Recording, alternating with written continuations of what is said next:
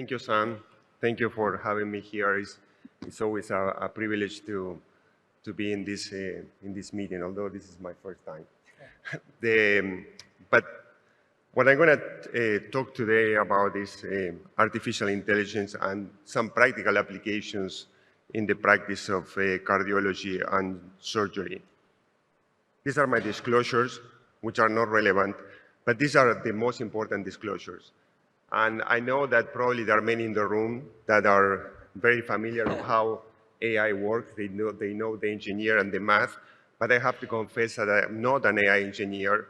I don't know how AI works, but I know that AI will revolutionize healthcare.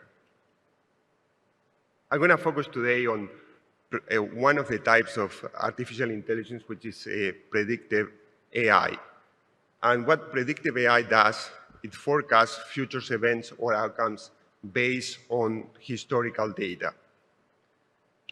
And just to make it simple for everybody, it allows us to perceive things that we cannot perceive with our senses.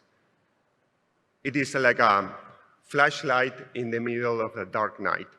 When the flashlight is off, we cannot see anything. The data that is there is not, we are not able to perceive it. However, when we turn the light on, then we can see what is there. Likewise, with an ECG, we can see with our own eyes what we're trained to see. We can see the P, the QRS and T waves and their abnormalities. However, with predictive AI, we can see the age of the patient, the sex, the probability of low left ventricular ejection fraction, atrial fibrillation, aortic stenosis, hypertrophic cardiomyopathy, amyloid, diastolic dysfunction, and cirrhosis. And since Sam asked me to talk about or put the title of the talk saying that whether we can identify the sex of a patient using AI, and particularly AI ECG, I decided to compare this. Is AI ECG better than our visual determination as humans to identify the sex of a patient or the sex of any of us walking down the street? The accuracy of the humans identifying the sex of another human walking down the street is around 90 to 95%. And it's surprising that we're wrong about 5 to 10% of the time. AI ECG, on the other hand, can correctly identify the gender of a patient 97% of the times with an AUC of 0.97. So it's clearly better than our own ability to perceive the sex of another human being. And how is that possible? Well, this is how it's done. Around 750,000 ECGs were fed into a convolutional neural network, as well as the identification of sex of those patients to predict the probability of male. And the outcome of the convolutional network was either 1, with a high probability of male, or 0, high probability of female. And this is a part of our ECG dashboard, which is in clinical use in our institution. On the y-axis, we have the probability of the output, in this case, the sex of the patient. And on the x-axis, date, and each one of these points are individuals' electrocardiograms that have been done over the course of the last 7 years in this particular patient. And we can see that the probability on this male patient, the probability of being male, remains basically stable throughout those 7 years. However, there are some patients on whom, as they get older, the probability of male decreases. For female patients, something similar happens. As they get older, the probability of male increases. So we went and tried to investigate why this is happening, and looking particularly at the hormone levels. So for men, if we have a male patient, but the AI ECG says that it has a low probability of having male sex, Those patients, they have lower levels of testosterone and higher levels of estrogens.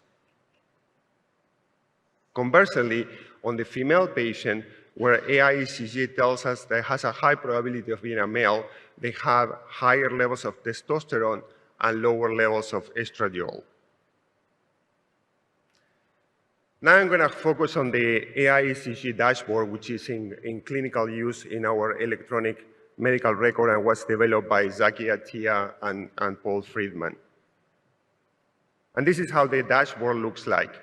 It gives us the probability of these 9 clinical outcomes and display the data as a graph and also as a table for each one of the probability of each one of these parameters. I'm going to focus on some of them.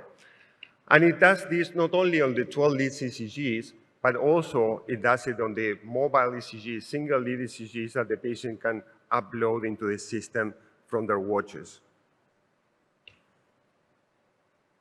AI can detect the probability of low left ventricular ejection fraction, and we define low left ventricular ejection fraction as an ejection fraction less than 35% with an AUC of 0.93. This is very good. So this is an example, and unfortunately the videos are not playing, but this is a patient who was admitted on cardiogenic shock with an impella in place with a left ventricular ejection fraction of 10 to 15%. The AI-ECG identified correctly that the probability of low left ventricular ejection fraction was between 93 and 99%. Then, a month later, the patient gets a transplant, and the left ventricular ejection fraction is normal. Sorry, it's not, the videos are not playing. And remains normal for the subsequent 2 years. And we can see that the probability of low left ventricular ejection fraction is in the lower, in the single digits below the threshold. But also, it looks like the AI-ECG EF algorithm is able to predict disease before it manifests. So in those patients where we think that the AI-ECG is wrong, that means that there's a false positive where the AI-ECG tells that the patient has a low EF, but the echocardiogram tells us that the patient has a normal EF. Those patients have a 5 times higher chances of developing low EF within 6 years. And we're always looking for applications of this into cardiac surgery. So we look at the cardiac surgery, a group of cardiac surgery patients who had normal left ventricular ejection fraction before surgery. And then we categorize them in having an AI-ECG telling us low left ventricular ejection fraction or no low left ventricular ejection fraction by AI-ECG. And approximately 10% of the patients had a normal EF by echo, but a low EF by AI-ECG. And those patients had a substantially lower long-term survival compared to patients who had a concordant AI-ECG with the echocardiogram. The reason for this is probably because the AI-ECG is able to detect some subtle electrical signals before are translated into mechanical changes. But this works in clinical practice. And in order to do that, we conducted a randomized trial with our primary care doctors, where they were randomized either to use AI-ECG to detect low left ventricular ejection fraction or to usual care. And the teams who use AI-ECG were able to detect left ventricular ejection fraction twice as likely than those who did not. The next step was to validate whether a single lead EKG, such as the one that comes from an Apple Watch or from an ECG-enabled stethoscope, were able to detect low left ventricular ejection fraction. And both 2 trials were conducted, and both were positive. The next step was to determine whether this works on diverse populations. And this, we conducted this study, the peripartum cardiomyopathy study that was conducted in Nigeria, using a single lead ECG from a stethoscope in order to detect low left ventricular ejection fraction, and also was a positive study. So single lead ECG is also able to detect low left ventricular ejection fraction.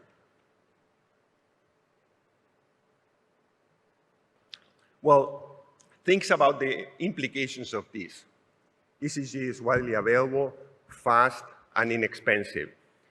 Echocardiograms, on the other hand, even in our institution, you have to wait a month if you have an outpatient ECG, an outpatient echocardiogram to get it done. So this can be used for screening and detection of low left ventricular ejection fraction, identify patients who need an echocardiogram, or patients who are at risk of developing low left ventricular ejection fraction. And also can be used to monitor response to the heart failure therapy or the response to the side effect of drugs such as chemotherapy, and intervene earlier. Now I'm going to talk about the AI ECG age. So AI ECG can also detect the age of a patient. And the AI ECG age and the chronological age correlates fairly well. But for every single age, there are patients who had an AI ECG age that is younger than the chronological age. And there's a group of patients who had an AI ECG age that is older than the chronological age. And those patients who had an older AI ECG age, they have an older biological age with a high prevalence of comorbidities such as hypertension, diabetes, coronary artery disease, and low left ventricular ejection fraction. And long-term, they are associated with an increase in all-cause mortality as well as cardiovascular mortality. And again, we try to apply this to our cardiac surgery practice. So we look into 13,000 coronary artery bypass surgeries and use the AI ECG age on those patients. And about a little less than half of those patients had an AI ECG age gap positive. That means that they were older than their chronological age. And what happened with those patients? Well, patients who had an older AI ECG age, they had a higher prevalence of preoperative comorbidities, congestive heart failure, renal failure, stroke, diabetes, hypertension, and peripheral vascular disease. And what happened to the outcomes? Well, also, their operative outcomes were worse. They have a higher risk of postoperative atrial fibrillation, prolonged ventilation, pneumonia, blood transfusions, renal failure, and a longer length of hospital stay. And as the magnitude of the age gap increased, so as they were getting older in the IECG, the risk of those complications was higher. And the same thing we observed with operative mortality as well as with long-term mortality. And here we see in this Cox analysis the impact, although older AIECG age, on long-term survival. Clearly, patients who had an older AIECG age had a lower long-term survival compared to those who do not. And what are the implications of that? Well, we can use this for risk prediction. The AIECG age has an AUC that, depending on the endpoint, oscillates between 0.6 and 0.75. And this is fairly close to the AUC of the STS risk calculator. And this is even before training a new model or fine-tuning the model that we have, and also having a relatively small number of patients. Only 13,000 patients is a large number, but compared to the millions of patients that are in the STS database, is nothing. Aortic stenosis. So AIECG is also able to predict aortic stenosis with an AUC of 0.84. And this is the story of a patient that I operated on 2019. Again, on the y-axis is the probability of aortic stenosis, on the x-axis is time, and each one of these dots is one ECG that the patient had during that period of time.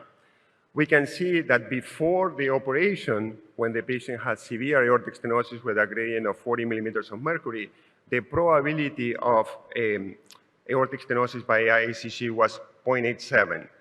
It went down after the surgery, and it remained lower until the patient started to develop prosthetic aortic valve deterioration, and it went up to 2.94 when the patient had a mean gradient of 50 millimeters of mercury before the second surgery. So again, the clinical implications of this are amazing. Aortic stenosis, in spite of the advent of TAVR, is underdiagnosed and undertreated. The ECGs, as we know, is widely available. They're fast, they're inexpensive. They can be used to screen for native and prosthetic aortic valve stenosis. And again, like in low EF, identify patients who will need an echocardiogram.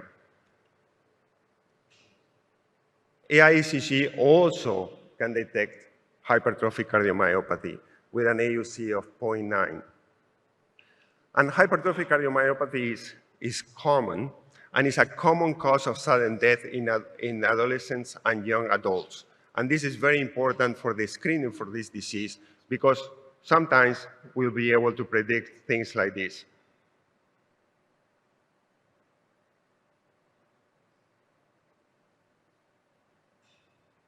This is real. Lastly, AI-ECG can detect silent atrial fibrillation on patients who are on sinus rhythm, also with a very high AUC, 0.9. It is better than a Holter monitor. And the implications of these are also important, because silent atrial fibrillation is common, is underdetected, and can be associated, as we'll see, with a stroke. So this is a patient who had 2 strokes here and here when she was in sinus rhythm.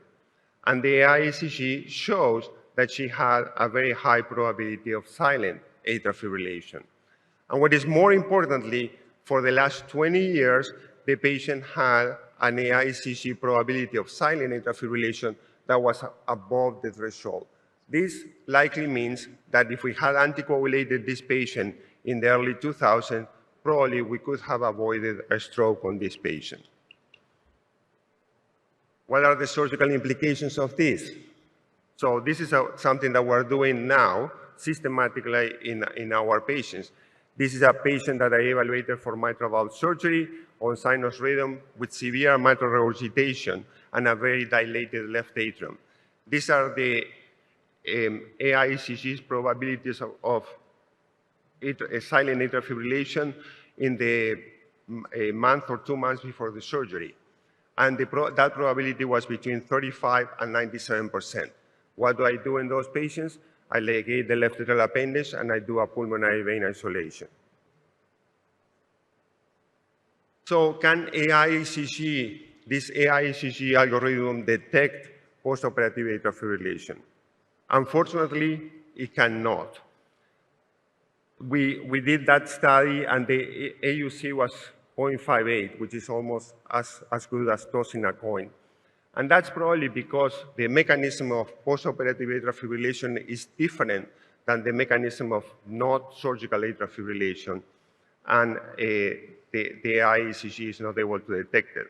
On the other hand, using, as I showed you before, the AI-ECG age, those patients who had an older AI-ECG age had a higher risk of postoperative atrial fibrillation. To conclude, AI-ECG has enormous clinical potential. It's cheap, fast, and widely available. It can allow us for early diagnosis and screening of heart disease, and we saw all the conditions: silent atrial fibrillation, aortic stenosis, low left ventricular ejection fraction, hypertrophic cardiomyopathy. But also, it can diagnose cirrhosis, diastolic dysfunction, which are also has important considerations for the surgical practice. When the ICG is positive, it can identify patients who will need additional tests, and hopefully it will allow us to better risk stratify patients for cardiac surgery. Again, it has been a privilege to present, and thank you very much. Look forward to the questions.